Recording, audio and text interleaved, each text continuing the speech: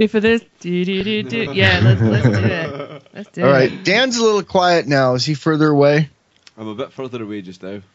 Okay, that's good. Is mine all right? Am I good? Yeah, you guys sound good. Okay, good. Ah, cool. We are recording right now. We are I'm recording. Well, I'm recording. It's you then. I don't care. Okay, awesome. So, Michael, what we're going to do, we're just going to kind of do our intro as we always do. Yeah. I think, Dan, you had something written for an introduction. Do you want to? I was just wondering, I always ask, how do you want me to introduce you? Do you have a particular way you'd like me to? I'll introduce me. You'll introduce you. You can just say Nice. I'm Michael Dean from the Freedom Fiends. I've been helping you with some audio, and then I'll explain who I am. Well, and then maybe tell us a bit about yourself.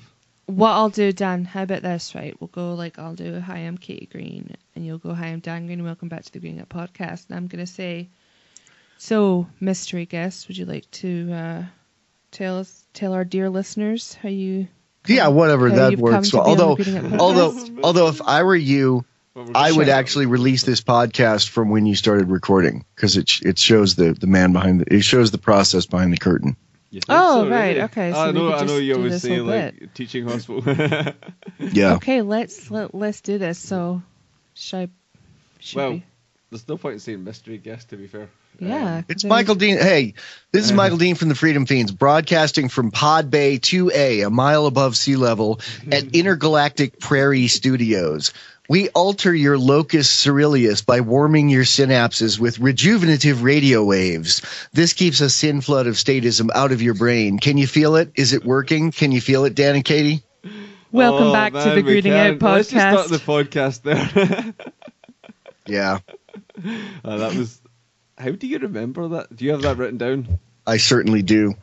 Awesome. It's a new intro I'm working on. I've been, for 3.5 years, I've been introducing the Freedom Fiends as broadcasting live and worldwide from a windowless bunker in an undisclosed location in the rural wild mountain west in the occupied states of America. But I got really sick of it, so I wrote 2 new ones, and that's the Hour 1 one for our show. And the Hour 2 one for our show is... This is the Freedom Fiends, broadcasting through the Libertarian Reindoctrination Center's low-orbit ion cannon high atop Financial Beast Plaza on the artificial satellite LibPair 2017 in the Alpha Centauri region. So in case you've just wondered what's happening, you're listening to the Greening Out Podcast. You're listening to the Greening Out Podcast, and today we have Michael Dean from the Freedom Fiends. Michael, thank you so much for being on the show.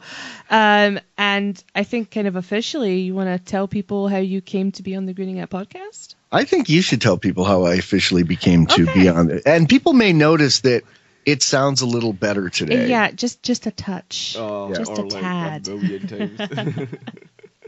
Okay, well, we got an email from you, but we're not sure how you found our podcast, actually. I found your podcast because you you mentioned us in passing, and you put us in the show notes, and I use Google Alerts because I'm an egomaniac and want to know anytime anyone is talking about us. And I saw it, and I did a bunch of needle drop tests, which is basically I didn't listen to the whole episode because the audio quality was so horrible I couldn't. Yeah. So I just kept dropping the player here and there until I found where you talked about us. And then I listened to about 5 or 10 minutes more and was like, these guys are great, but their audio is horrible. So I wrote to them and said, you guys are great, but your audio is horrible. I will help you for free. I usually charge people for this.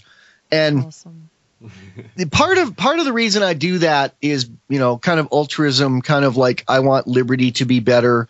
I love y'all's accents as well as what you say, and I want to listen to you guys regularly, and I want other people to be able to hear it. So I basically did it partially to help liberty, but partially for completely selfish reasons because I want to regularly consume your podcast, and I'm too much of an audio snob to have consumed it in the form it was in then. So the first thing we did was I had you send me pictures of your audio setup. Yeah. You had gone to a DJ shop music store. That was and actually the second incarnation. I actually see the very first interviews. They were done on a £5 mic that was handheld, so you actually saw it was slightly better.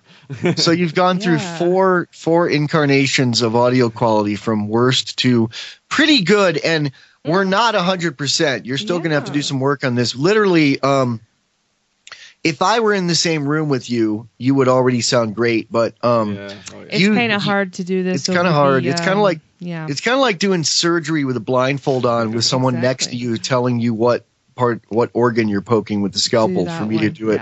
Because when we first got it set up, we couldn't hear, like, you could hear us, you could hear me, or I could hear you, but not both at the same time. And we were typing on Skype. It was freaking horrible.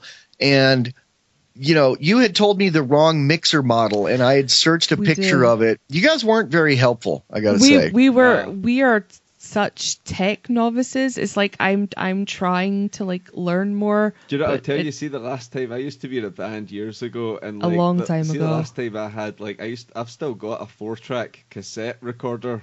One of those classic old 4-tracks that's got the wee bit where you put the cassette in and you plug stuff in, and it's Porta Studio. Yeah, I've got one of them. We still have one of them. One of those old HDMI controllers. Yeah. Oh no, what's it? That's not HDMI. It's MIDI controllers. One of those things you used to get. We like to keep all of our tech pieces in a display cabinet. Oh, you should, for your private museum. I almost never throw equipment out. Sometimes I give it away to my co-hosts because they're all using a cheap USB mic, but it sounds pretty good because I found like the right USB mic to use.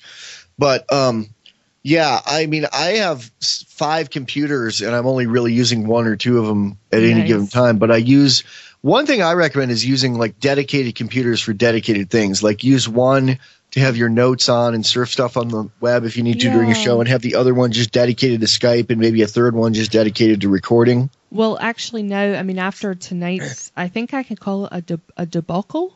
Would that be an appropriate term? Maybe a farce? No, after this evening. If it was a farce, it wouldn't have ended. No. I just have to say, after this evening, I think what we're going to do is I get a good friend of mine to pimp out our desktop computer and I just think we're dedicate that to Audacity and Skype. We're still doing it live here. And you're not recording on Audacity. You're recording on, what is it called, MP3 recorder? Yeah, MP3 to Skype recorder. Yeah, and on Audacity you can record with more control, and you can record waves instead of MP3s. MP3s are a compromised format, and if you're making an MP3 from an MP3, it's going to be more compromised. But I think we could tweak it a little more, too. Dan's kind of quiet. I think we could turn Dan up a little bit. He has a problem with mic technique, which is basically good mic technique means you get further away when you get loud and you get closer when you get quiet. Dan just kind of sits 4 inches from the mic and yells when he gets excited. But and the compressor knob on that mixer that you got that I told you to get will help. But here's the basic problem. And you guys are great, but I want to poke you a little bit on air here on the show because poke away. When we first got on, I was like, okay, here's the mistakes you made.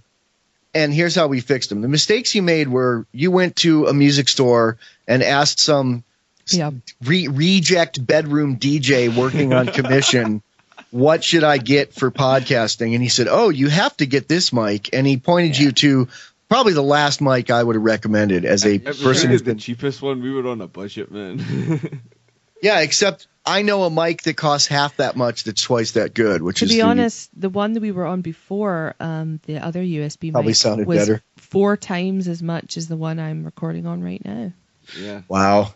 Yeah. Amazing. But anyway. Yeah. Sorry, and so we got on, and I contacted you. I gave you some tips with that mic and improved the sound a little bit. Basically, it was you were talking into the wrong end of it. Yeah. because they didn't ship a manual with it, and I had to go find the manual, and it was hard to find. So it's a side address microphone, which means you talk in the side, and it looks like an end address microphone. You were talking into the end of it because it's a mic that is styled after the Electro Voice RE20, which is a classic broadcast mic from the 60s, which is still used in every radio station in the country, which is an end address dynamic mic.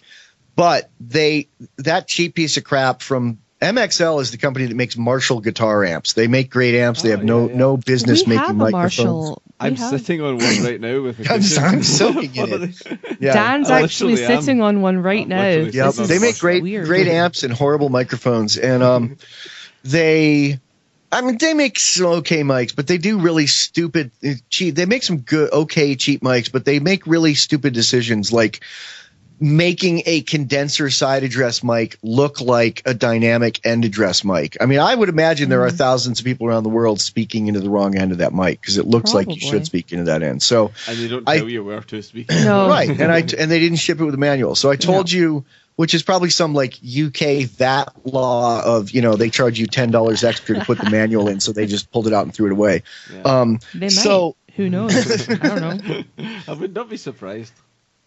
Yeah, so I told you to talk into the side of that, and then also you were getting a lot of plosives, like with P sounds and D sounds and B sounds. So I said, and this is like the most bonehead 101 punk rock DIY solution, but it actually helped, was just cover it with pantyhose. Just stretch pantyhose over it to act like a pop filter or a windscreen. Yeah. And it worked and it was better. But I heard the tests you did for me, and I was like, I think you can still do better. How much can you spend? And what did you spend? $300 US equivalent? Yeah, I think it was. What was it in pounds? It was 170 pounds. Something like that. Yeah, we did send it. It was just under £200. Yes. Yeah. And I instead of saying go to a shop and ask the pimply faced bedroom DJ who's never podcast what to do, I gave you my experience, strength, and hope, and went through Amazon with you and got a list and built a list of a decent Xenix Behringer USB mixer, a couple of microphones. What are they? Behringers? Yeah, they are. Yes. Yeah, and they sound really good, man. And they were like what, $50 each or less, $40 each? Oh, less. I think they were like, well, I think in American dollars, probably about they were 35, weren't they? But £20, so about $30. Call it $30. Obviously, the windscreens. Excellent. A big packet of 6. Dan's still too far away. Dan should get closer to his mic or turn his channel up. He could just turn his channel up like 10%. Yeah. And this should all go in here because this is a teaching hospital. Because, and this may bore the heck out of some of your listeners, but some of your listeners will be consuming it and asking questions because, people never really consider this stuff. And most Liberty media sounds like crap, like shite. And yours now sounds pretty good. I like how you said shite like us. Oh, I've seen some movies. But we might talk about that. But like, what was funny is I was going to say you mentioned us on. I think you were talking MK Lords and someone else was on. It was one of the Feens shows. Yeah, I didn't say the name of your show though. No, that's you the didn't. thing. You didn't. But that's cool. There was people like a friend of the show of ours, Travis. He knew. He said, he knew. He like messaged and then, us. Darryl Becker. I don't know if you know Darryl Becker. He runs voluntaryvisions.com. No. He does like non-violent communication stuff like that. We interviewed him a while ago, and then all the libertarians in America just live in one big communal house. Oh yeah, of course. These people were sending us messages going, "Oh, I've heard that Michael Dean's going to help you with your audio. That would be great." Funny. And we were like, "How?" And that was before we'd even listened to the show, and we were like, "What are you talking about?" Yeah, we didn't know about it, but heard it yet. No, but it's amazing, Michael, how you helped us get it for it really was awesome because I had looked up a few things and I had made like an Amazon shopping list like a few months ago with the things I would have, like I read some tech blogs and I was like, okay, let's see what this adds up to. And I think it was like double the price. And I don't think the stuff would have been very good because they were two USB mics similar to the ones we had before. So for the fact that you actually contacted us and offered to help, I mean, it was just awesome. So you can't really put two USB mics into a computer and have the control you'd have of using two mics with dynamic mics with XLR into a mixer. I mean, even a small mixer gives you more control. And we're still trying to figure out one problem. Yeah. I will admit this. I'm baffled. If I were in the room, I could do it. Yeah. But on small Behringer mixers, they can hear me fine. Mm-hmm. And I can hear them fine, but they can't, and they can record both ends fine, but they're not hearing themselves in their headphones. Dan and I cannot hear ourselves, and it's a blessing for some and a curse for others. Weird, yeah. So yeah. Yeah, and Dan's still too quiet. Turn him up like 10% on his mixer. On his mixer. There you go. Excellent. Is that it? A little better. Yep. Dan, and touch anything. Yeah. Yeah. Okay. Yeah, and the thing with podcasting gear is like, it's really bizarre because I absolutely know what I'm doing, and I'm not just tooting my own horn. I mean, the proof's in the pudding here. Oh no, of course. Yes. And I made an hour and a half video with solidly everything I know about podcasting, and it's had like 700 views or something. We watched it, yes. Yeah, and the audio on it is done great. The audio is stellar, and it's done the way that I do it. And there are other how to podcast videos out there that have like 30,000 views and have horrible audio. And I'm like 10 seconds into it, I'm like, I'm posting a comment. No one should listen to this guy because it's, or I would listen to this guy if his audio sounded better. Yeah. And I'm not complaining, oh, poor me or anything like that. I don't even monetize YouTube videos. I don't put ads on them, but I'm really, and the thing is, I kind of don't want my stuff to get 30,000 views because I literally don't want to improve anyone's audio except people in Liberty. So maybe the 700 people who watched it are all people who are going to start Liberty podcasts, anarcho-capitalist, voluntarist, libertarian podcast, and that's mission accomplished. That is probably the most likely outcome. Obviously, the most likely. Yep. So we got you to get. I have seen a lot of podcasters' lists of what to get. And there's actually like a guy who runs something called the Podcasting School that sells a kit with lessons, and it's like $1,200. And I'm like, you're crazy, man. Dude. No, see, I've always kind of thought the best way to maybe do something is before you jump into it to maybe start slow. So even if like, say, let's use an example. You're starting like a meditation, just do it for 5 minutes a day instead of like an hour every day. And kind of what we did was we bought a kind of basic mic and stuff. You did it right. And then we kind of tried it out for a while and then built up slowly, Well, a lot of people, there are people that go out and spend a bunch of money on equipment at first. I mean, I would say if someone's got 300 pounds to spend, get the right stuff. Oh, sure. Yeah. But and maybe you should put links to what you got, or at least the names of the equipment in this episode. Yeah, we definitely I think will. in the show notes, that's what I'll do. I will link up to them. Thank you. Definitely. Yep. Yeah. Do you guys have an Amazon affiliate link set up yet? No, we do not yet. We are like I say, complete tech novices. That should be your next thing, because then people who like you can use your Amazon click-through link to shop, and you'll get a little money when they sell stuff through there. But since you don't have one set up, I'll send you links with mine in.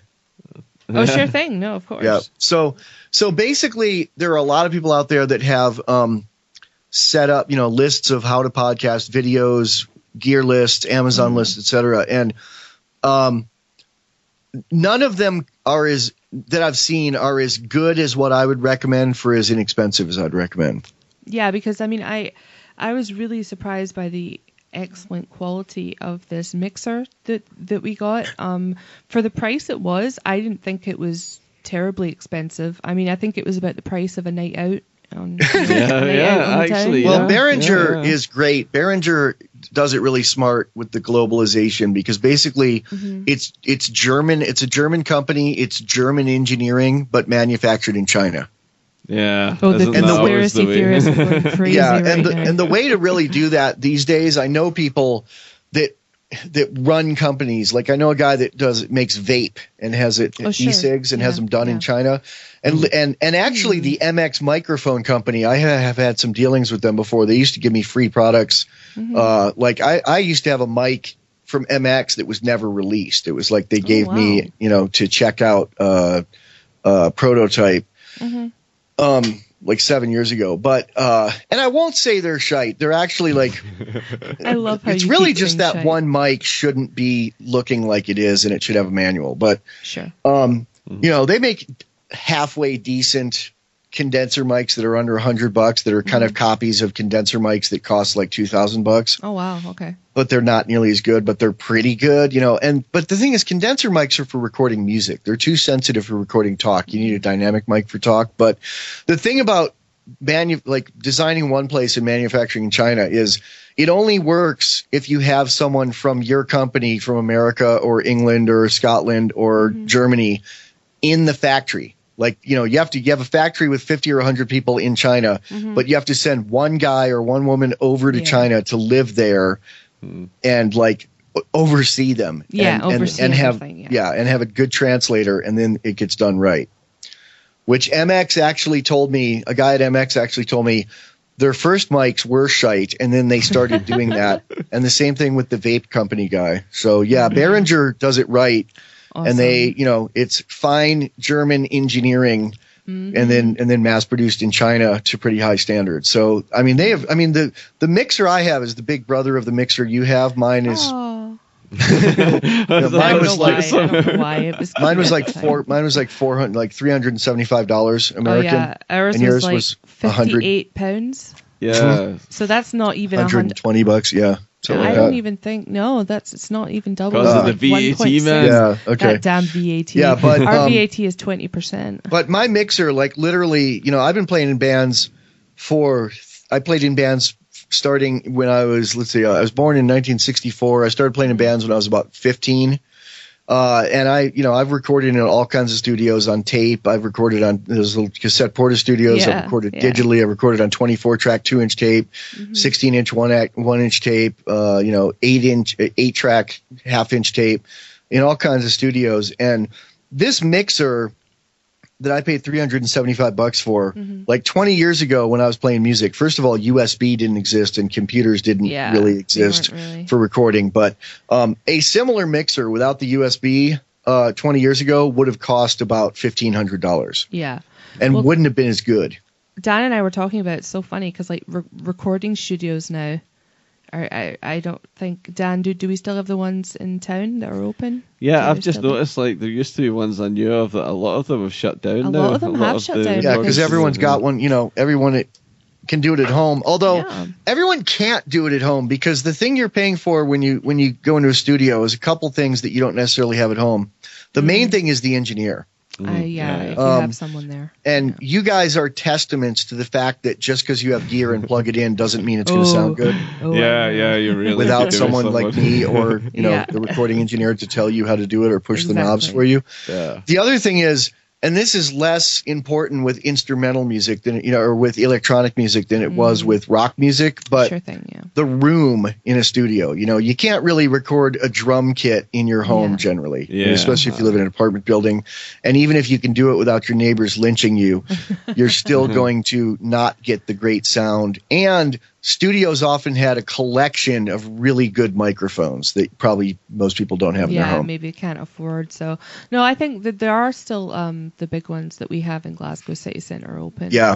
But if you're recording mostly electronic music, stuff that's mostly computers and sequencers and synthesizers and keyboards and drum machines, and then maybe, one track of vocals on it, you can do all of that in a studio, in a one-bedroom apartment. If you're willing to learn things and figure out how to push the knobs right. Well, I think after tonight, I'm going to go through the manual that we have for this mixer, and I've taken umpteen pictures of where the knobs are.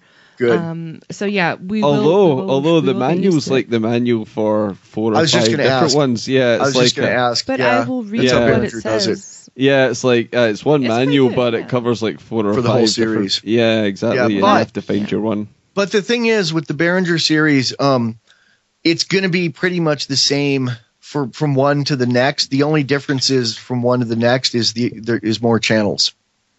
Yeah. And more buses, which is kind of complicated to explain, but you don't have any buses on that really, so it doesn't matter. I don't even know what that means, but I'm interested. It's the thing you take to go into town. I was going to just say that. Oh, a bus. I thought that was like a technical term you were using or something. No. Now see, now Dan sounds a little bit. Dan sounds a little bit distorted now. I think. See, when he has too much dynamics, he gets far too loud and far too quiet. You're too dynamic, honey. Katie is very consistent. I'm like a Nicolas Cage film. You are like it's too loud or too quiet. Yep. I stole that from Saturday Night Live, and I'm proud to admit it and don't care. We don't even care. It doesn't make it any less funny. Sorry, continue. So you got any questions? So let me just say. Well, I'll go on, but I do have questions. I never really introduced myself. If people don't know, I'm Michael Dean. I'm from the Freedom Feens radio show, which is also a podcast, but it's a radio show in America that's syndicated on 33 radio stations, which is, I don't think that's something that exists anywhere else in the world. In America, there are 2 radio shows, the Freedom Feens, my show, and Free Talk Live, who are on like 160 stations because they've been doing it for 10 years. We've been a podcast for 3 years, and then we went on radio and we've been on for a year and a half. But we are a 7-day-a-week anarcho-capitalist show on like conservative talk radio. Like literally, our show is on 2 hours a day between Rush Limbaugh and Sean Hannity. Oh my God. And we're like saying the opposite of what Rush Limbaugh and Sean Hannity say. I mean, we're agreeing with them that Obama is a thief and a liar and a socialist and his feet stink. But that's where it ends. But we're also saying the same thing about the Republicans. And those guys are totally pro. Hang on, let me shut my door. Those guys are totally pro-military and totally pro-war on drugs, and we're both us and Free Talk Live are adamantly against that. I mean, basically, we're straight-up libertarian, voluntarist, anarcho-capitalists, and we are on fucking mainstream radio in America, which is fucking mind-blowing. And I don't get to fucking cuss, so I'm going to fucking let it all out. Go for it, man. Everybody says things here. I mean, Scotland, you come here, shite, it's great. No, I think the Freedom Feens, okay, I have been telling everybody I know about the Feens. I said to my dad, you should listen to this show. And he was like, do you know what was actually kind of funny? Like, that's my impression of my dad, by the way. He's a big Canadian guy, and I said to him, Dad, you should listen to this. He went, I don't know, is it a right wing thing? And I was like, no, Dad, it's not right or left, it's libertarian. And he's a big pinko. He's a big pinko, yeah. But it's we're some people would say we're right wing, but we're also like more pro gay marriage. We're to the all left the good bits from both. Yeah, man. We're to the left of Nancy Pelosi on a lot of stuff. But I don't really like saying.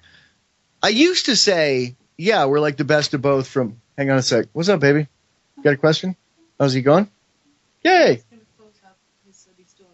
Yay. Cool. Filler. Yeah. Filler. What? Filler? No, you don't no, sorry. I was just singing filler. We're... just a fill. We once or twice a year, we hire a boy to come over, a 17-year-old boy to come over and so do we. Do yard work. Oh, my. Yeah. Oh, okay, to do gardening work. Yeah, same of course. Sorry. Wait, what were you going to say? Is it radio friendly? Probably not. I was trying to make a joke, but it didn't land well. Okay. And that's where I struggle with jokes. So no. Anyway. It's the fact that you explain that instead of just leaving it that makes it funny. We could just edit that out, but I feel like you don't want to sound like a pedo, so it's good that you explained it. Yeah, I don't want to sound like a pedophile. You use the word pedo. I know you don't really use that in America either. Well, one of my favorite TV shows, or at least to watch on Netflix, is Peep Show. Oh my God, we were just watching that. We love Peep Show. Dan, you have to learn how to lean back. I'm watching you really do. This. It's like it's hurting my eyes. I get too excited. It's hurting my ears too. As soon as we can figure out how to get him to be able to, for you guys to be able to hear yourself, he will probably stop doing that. And some people might say, oh, this is Mr. Dean saying he's an expert on audio and he can't figure it out. It's like, if I were in the same fucking room, I could figure it out. Or if they had the same mixer that I do, I'm not an expert on everything, but I know the systems I have, which is why I told them to get a Behringer board to begin with, because I know the board, but I have it set up very differently. I'm not USB'd into, I'm not using the USB on my board. I'm using balanced. Let's see, I have a desktop computer running Skype that has a really nice, expensive slotted sound card. Like I'm not plugging into the little 1/8-inch inputs in it. It's it's a sound card that fits into one of the slots. And then I have balanced in and out cables on that going in and out of the mixer. And then the mixer is going to a Comrex, which is a unit that connects with my network to get onto radio. And then I'm recording output I'm recording when I do a show. I record the podcast version of it on my end, and I'm recording now just as a backup onto a Zoom H2, which is a little portable SD card recorder that has really good mics, and it's really good for like remote podcasts. But I'm actually just line in going. I have a headphone splitter, and one side goes line in into my Zoom H2. And so literally there's no USB involved in how I'm using this mixer. So I don't really know how to solve the problem. Well, I'm too pro my setup is too pro to be able to solve that problem. But I think you'll figure it out when you read the manual and experiment. I'm going to turn into the tech to see person. if we could. I would just Could we quickly go back like to to go Peep back. Show? I would like to go back to Peep Show. Before Dan hurt everybody's ears, right? Yeah, Lean before back, I hurt everyone's baby. ears, I'd like to go back to Peep So Show. Peep Show, this is so weird because We've been watching can I tell it again. or do you want to tell it? No, I just want to Do you make a wanna point tell it? about Peep Show. Dan kind of reminds me of Jeremy on Peep Show, actually. Do you know what? Okay, you are psych. Are you bugging our house? I'm wearing a tinfoil hat right now, by the way. He kind of looks like him, but he kind of his Yeah, exuberance. you I'm do. not ginger, man. The fact that when Your I'm beard saying is- just push this button and he pushes 8 buttons, and you didn't catch Yeah, another not term gonna that I push the used. button. There's another term I used on this show that I got from that show is bedroom DJ. Oh, 'Cause Because Aye. there's This somebody is who calls DJ. outrageous. There's someone Yeah. who calls him like a junkie bedroom DJ in there. Mark calls him that. Actually, it's not Mark that calls him that. It's him saying it of himself when the black dude wants to buy his. What's the black dude's name? Mark's boss wants to buy his girlfriend. Johnson wants to buy his girlfriend, and it's one of his internal thoughts is something like, wait, he's only offering 300 pounds. What does he think? I'm some fucking junkie bedroom DJ? I'm more than that, or something like that. But see, that's what I was going to say. It's his internal thoughts. Don't you think that was what was so good about that show? It was the fact that there was so much inside their own head. And even like the early series was mostly like a lot of the camera angles were just purely like. Some of them were really gross, like eating food, going to the bathroom and stuff. And they got rid of a lot of those after the first season, but just kept the internal monologue, and I really liked it. Did you know that they refer to her as Lady Big Suze, Mark does one time when he's picturing her as royalty. Yeah. Did you know that's kind of an inside joke because the actress that plays Big Suze is actually royalty? Oh, really? She's married to some remote member of the royal family. That does not surprise me in any way, shape, or form, though. That's why I'm so horrified. Like, I would expect that. But I just want to say about Peep Show, it's like, this is weird. I'm wearing my tinfoil hat and I'm freaking out. I'm looking around the house going, are there cameras? Because, I'll tell you why, Michael. We have been watching Peep Show the last 2 weeks. We started rewatching it. We already watched it when it came out, but we were rewatching it. Obviously, yes. We recycle shows. We do not have broadcast television anymore. And I hate to sound like kind of a douche that goes, oh, we don't watch TV, but we don't, and it's true. So we just rewatch things on Netflix. Me too. We went back to Peep Show a couple of weeks ago. So that's so funny. I'm taking my tinfoil hat off now because I do not think. that you're I'm not bugging your home, but you were bugging my home, and this is something that. This is a big issue. This has come up a couple times recently with me because apparently a lot of people are doing this. You never use Skype. You don't talk on Skype to friends and family. You guys only use it to do interviews. And you have a recording software device or software set up to record those for the podcast. But you have it set up or it set itself up or you didn't turn it off or something. So it automatically starts recording every Skype call. Yeah, and I didn't know that because at one point I said, okay, we're sounding pretty good. Why don't you record it and let me know? And you were like, Dan was like, oh, no, it's been recording the whole time. And of course it crashed because we've been recording for an hour and a half, which is another thing you should always stop and save a file and stop and reboot Skype at least every hour. I stop a recording every half hour and save it and then start a new one. But so you guys were recording me without my consent or permission, and true. I think that's we're GCHQ. A lot of people do that now. What's that? Well, I said we're GCHQ. I don't know what that is. It's the British version of the NSA. Okay. What's it stand for? GCHQ, General something. They don't make it very easy for us. NSA it's like MI5. Okay. Whatever that so Big Suze is played by. She's played by Sophie Winkleman, who is the wife of Lord Frederick Windsor, son of Queen Elizabeth. That's not very distant, actually. Yeah, that's kind of creepy. But good for her, she's in a good show. So well done. As first cousin of Prince Michael of Kent, Prince Michael of Kent, Winkleman is formally referred to as Lady Frederick Windsor. Do you know who you sound like there? Who's that bird? She's in Harry Potter and she's in Downton Abbey. Maggie Smith. You sound just like Maggie. A woman? Well, when you do you're in Britain, you'd be a woman. Yeah. That's what it would be like, that sound. Is that offensive? Is it? Oh my God, is it? Yeah. I'm about as British as Americans come. My middle name is Wareham. Or Wareham, Wareham. Yeah. And my last name is Dean. The Dean is actually Irish, though. It's from Aideen, A''DEAN. Oh, like Aiden. Oh, yeah. Aiden. Yeah, and they changed it at Ellis Island because when my relatives came over on that side, it was in that period of early America, like late 1700s, early 1800s, where the Irish were third or fourth class citizens, below the Chinese and the newly freed slaves. So they changed their name to not appear Irish. Well, see, what was interesting actually is particularly the Irish were treated badly here, but they were also treated very badly in America as well until they started becoming part of the state. See, when you actually had a lot of Irish people becoming like joining the army and stuff, and then joining the police and stuff, and you've got the New York cliche. But that's true because see, before that, this is true. Like actually, technically, paddy wagon is a racist term. Technically, did you just say a racist term on the show, Dan? Really? Technically. Do you ever watch the show 30 Rock? Oh, we do watch 30 Rock. God. Yeah. You know the Alec Baldwin's character, Jack Donaghy. Yeah, it should be. I've got relatives. It's Donaghy. It's not Donaghy. Well, he says Donaghy.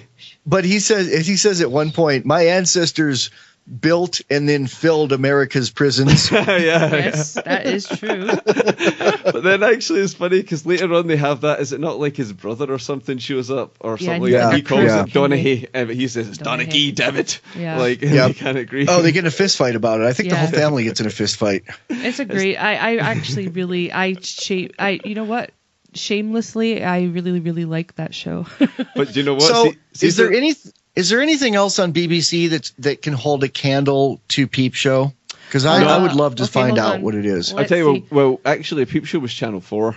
Okay. Is there anything I should check out? You guys will get them on the not recently. British TV has taken a nosedive in the past little while. I'm trying to think. Just see something we mentioned earlier that I'd just like to chat about. Remember, you said shite, and you said I've seen a couple of movies. And you alluded. What movies? Oh, I mean, I'm kind of joking. The one where Brad Pitt plays a Scot. Oh, I thought you were going to talk about Trainspotting. I've seen Trainspotting. I didn't care for it, actually. A lot of people I knew loved it, and I didn't really like it. I thought it was too... You know what? I don't like movies with a lot of, violence for no reason. Well... And that...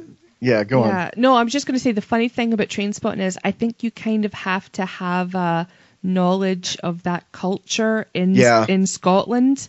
I think maybe a lot of American people liked it for that sort of romantic. What is that culture idea? Called? Well, junkie culture. But there's what's the name? What's the Scottish equivalent of the English? Lower class. Ned. Ned. Yeah, Ned. The English would say they would call a young sort of uneducated sort of aggressive person a chav. We would call them a Ned. Okay, it stands for non-educated delinquent. Yeah, there was a movie out called Neds as well. That was actually set in the 70s. We've been calling one of our cats a cob, C-O-B. It stands for cranky old bitch. Nice. My wife came up with that. We have a cat that's 16 years old. And really mellow and she's really overweight, but she's still really sprightly for, a plump old lady. God love her. She sleeps 22 hours a day, but when it's dinner time, she will run at top speed up the stairs. That's like me. Nice. Yeah. No, we have a dog who's 9 years old and he's staring at me right now because he's like, Mum, what the hell's going on? Why are you... He's freaked out by the studio, I think. It's changed. Hey, it's new. It's new stuff. It smells like, the boat on China that he came over on, probably. Yeah, he's totally freaked out, so... Everything you buy now has a very faint smell of petroleum. Have you noticed that? Oh, yeah. It's from being in the shipping containers on the slow boat from China, man. Oh, dude. Well, actually, we never got the microphone stands at first. A crazy neighbor did. This company was delivering them, and we live in a road, but they delivered to the Gardens version. Can we badmouth this company because they were so bad to deal with? I don't want to. I do that all the time because were they okay in the end? You never really get satisfaction when you call and complain to companies. Yeah. I mean, and you're talking to someone. I've tried. You're usually talking to someone in India. I've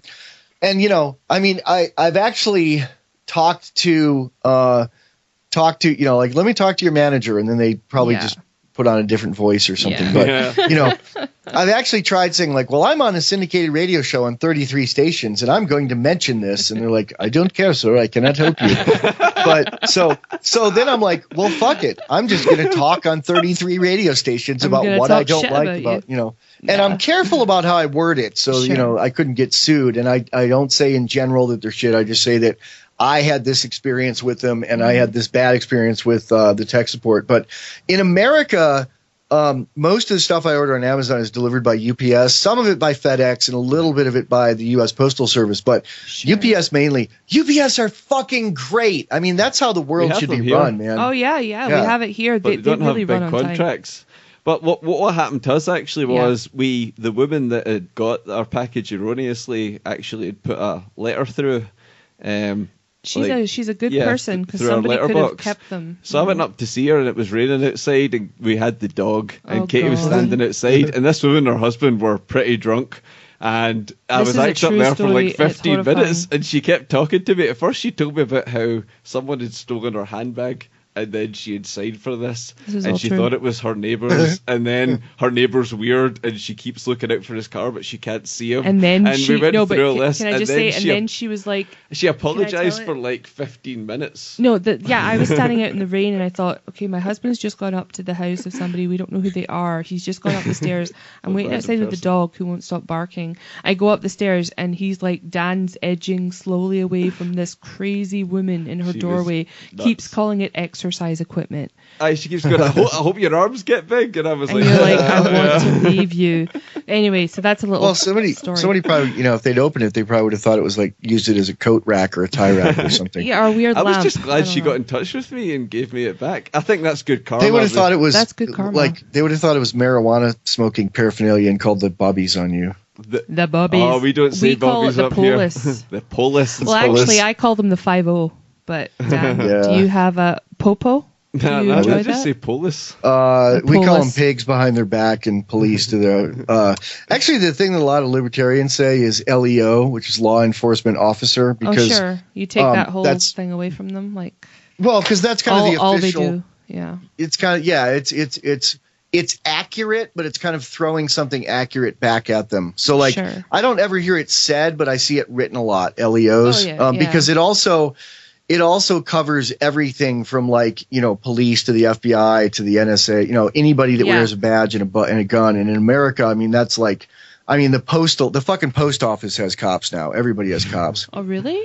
Oh, wow. Yep. Well, do you know, we have here, I call them the cigarette police and the litter police. Basically these people are council workers, and I'm going to go out on a limb here and say that they dress them like police, like children dressing as police.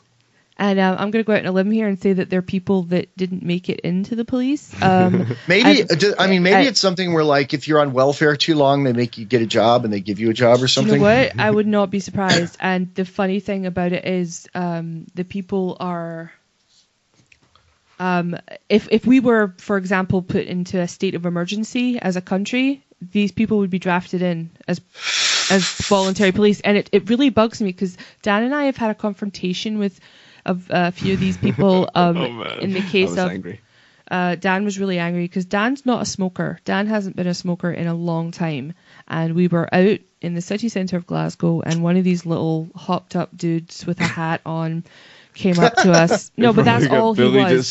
He was a council worker with a hat and a high vis vest, and he came up to Dan and he said, I saw you smoking and you put the cigarette out on the ground and I'm going to fine you. And Dan went, dude, it wasn't me, and it wasn't him. But this was the whole thing. We weren't even lying. And then after we shouting at him and saying, I've not smoked for years, and after us having this argument, then he said, you know what? I'm going to give you the benefit of the doubt. And Dan went, no. Are you kidding? It's obvious to me that these guys have targets. Well, they're obviously set targets to keep their job, and they have to find so many people in a day. I have spoken to somebody who works. Yeah, really? Of course. I told you this. Did you? Dude, I told you this. We don't have nanny. We don't have special nanny enforcers like that here, but the police often do things like that. I mean, not often, but I check the police reports in the paper for my town just to see what nanny bullshit they're arresting people for. And every week there's one or two that says tobacco violation, which is Wow. Not in pub. It's not on the street. It's like in a bar. Like they outlawed smoking in bars here. Yeah. And, they've done that here too. Yeah. And this was one of the last states that did it. They didn't do it federally.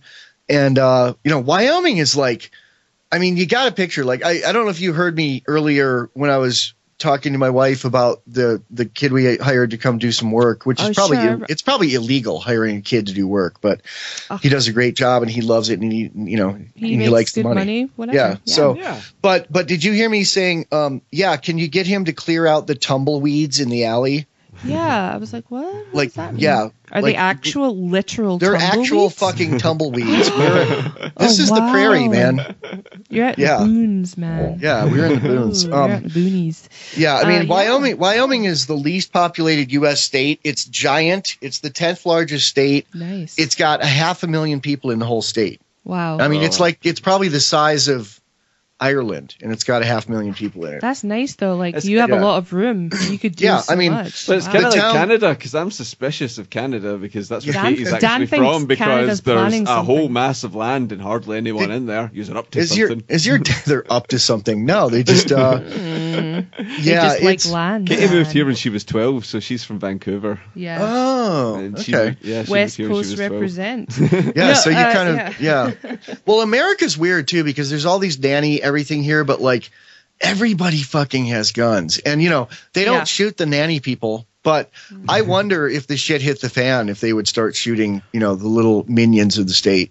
Who knows? I would not. I'll put that on record, but those little like junior tyrants who think they have power. It'll be interesting if everything ever collapses in America. I'll say that. Well, just another thing on our police here. I don't really remember exactly what it was, but I am going to link it up in the show notes. A while ago, our police force actually merged. So I think it's like in America how different states have different jurisdiction. Yeah, we used to have different regions of Scotland. Yeah, so we used to have different regions, had different police stations, so different police forces, therefore different databases. But now they've merged. Yeah, it's all tied together here now. It's all tied together. It's just called Police Scotland now. I mean, it's just crazy. I mean, there's still separate, like the state police for each state, but more and more it's just the Borg, Yeah. Yeah. So what are your gun laws like there? What would it take to purchase a gun there? Well, you know what? I know people that own a gun shop, and it's kind of in a rural part. It's not far out. We could drive there in 20 minutes? Yeah, about 20 minutes away. 40 on the bus. It's quite rural. So let's say you had the money today and you went to a gun shop. As we do. What would you have to do? Oh, do you own guns? Well, no, we don't. Not, but well, that's the thing. You couldn't just go into the gun shop. No. It would actually take months before you could even walk into the gun shop to buy we a would gun. Actually have it would take months of paperwork and. How about getting a concealed carry permit or being able to legally carry a gun? That doesn't exist. That doesn't exist. You know what it would take me right now to buy another gun and carry it in my pocket? $100 and a driver's license? Yes. Nice. Yeah. You're right. I guessed that. That was pure guess. Although for $100 you couldn't get a very good gun, but you literally can buy a gun for $100, but it's not one I would want to carry and have my life depend on. But it would take $300 and a driver's license and no criminal history. Like literally. Yeah. Well, in America, that's not true everywhere in America. Like in California, there's a 10-day waiting period. Like you have to pass like a written test to even buy a gun. Sure. And we bought guns when we lived in California. Like you have to pass a written test on the spot. You have to, they run your driver's license for background checks. They fingerprint you, your thumbprint. And then you buy the gun and then you can't take it home for 10 days. You have to come back. Sure. Yeah. And to get a concealed carry permit in California, it's almost impossible in LA or San Francisco unless you're a judge or a movie star or a diamond merchant or like a higher up in the Church of Scientology. Yeah. But in rural California, it's kind of at the discretion of your local sheriff. Mm-hmm. Well, and you have to take a class. But in Wyoming, to buy a gun, you walk into a store, you put down the money, you pick out the gun, you show them your driver's license, they run it for background check. they hand you the gun. You walk out of it. Wow. You can act you can actually hold them up after they sell you the gun. No, because they're all packing. They all have a gun and a holster. All of them. Everyone who works in a gun store here has a gun and a holster. And here's the bizarre thing: in Wyoming, you could buy bullets in the store, go out in your car, load it, put it in your pocket or your glove compartment or a holster, and legally carry it without a permit. Yeah. I was just going to say, crazy. And we have the lowest, like one of the lowest violent crime rates in America. That doesn't surprise me. Let me put an asterisk on that. We have the lowest murder rate per capita in America, and we have a very low incidence of stranger on stranger crime or muggings. Sure. There's actually quite a bit of people, like family members, assaulting each other here, and people who know each other. Yeah. Well, actually, that's what we were talking about. The last podcast we put out last week, we were talking about how glass has become a verb in Scotland. So if you go to a nightclub here and you get a pint or anything, or any kind of drink, it's always a plastic glass. That's a law here. They have to give you, because so many people have wrapped them around so many other people's heads. In Scotland, you really need to be it's a verb now. So if someone says, "What happened to you if you're all bleeding?" you go, "I get glassed."